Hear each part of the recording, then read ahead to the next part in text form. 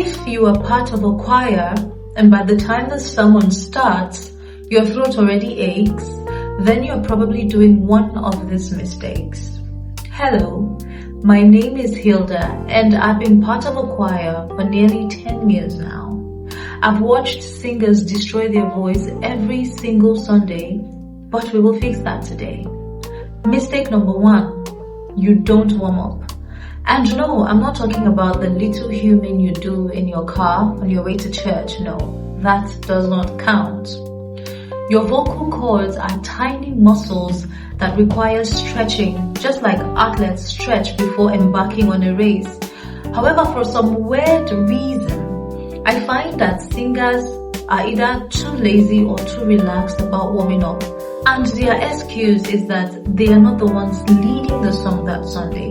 That is a wrong mindset to hold on to. The entire backing vocals carries the harmony, and so if your voice is thin, it's going to affect the entire session of the song. So please do your warm-ups. What you need is at least 5 minutes of lip trills, gentle sirens, and a little bit of humming.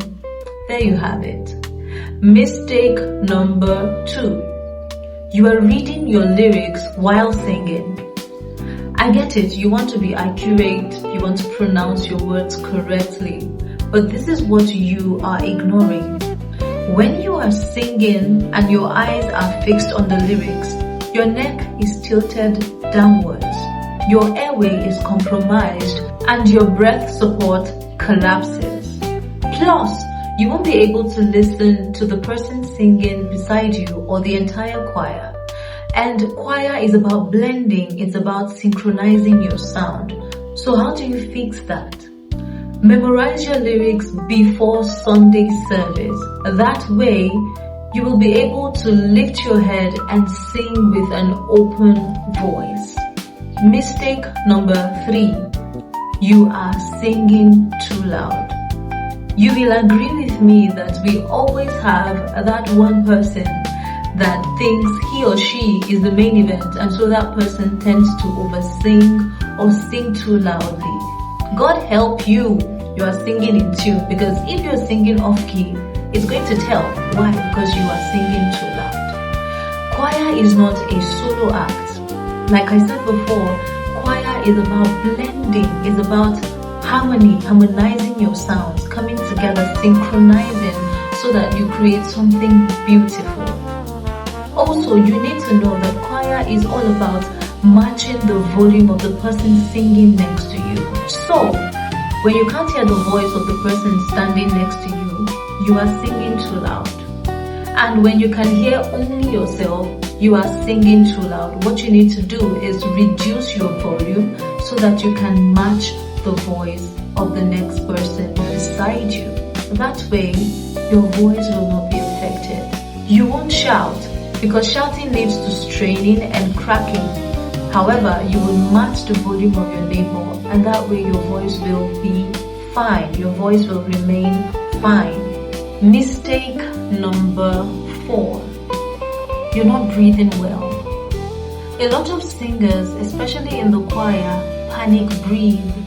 What I mean by that is, they take in air at random spots. Then by the time they reach the mid-phrase, they're already gasping for air. This forces them to squeeze their throat so that they will be able to finish the line of the song. That is wrong. A lot of singers don't even know that they need to do breathing exercises. I have done research about the best and most wonderful singers in the world, and one thing they all have in common is that they have mastered the art of diaphragmatic breathing. As a choir singer, you need to measure your air per phrase of the song. Measure the air that will last you when you're singing a particular phrase.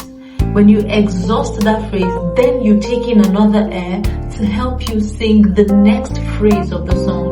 That way you will stop panic breathing and you won't squeeze your throat to help you finish the line. You'll be at peace, you won't be tensed, you will be calm, and you will sing beautifully.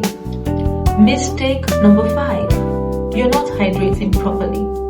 A lot of us are guilty of drinking coffee right before going to church. That is dehydrating your voice. By the time you feel thirsty, your throat is already irritated.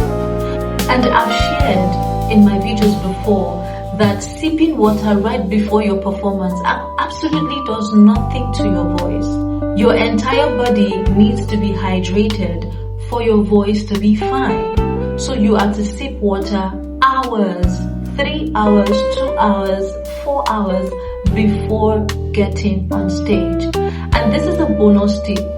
Get a water bottle and fill it up with warm water. That way you can be sipping it gradually before you go on stage to sing. Please avoid cold water because cold water tightens your vocal cords. Avoid very hot water because hot water swells your vocal cords. Which number are you guilty of? Drop it in the comments below. And if you want more gospel choir and worship tips, kindly subscribe to my channel. I post every Saturday. Thank you very much for sticking with me. Bye.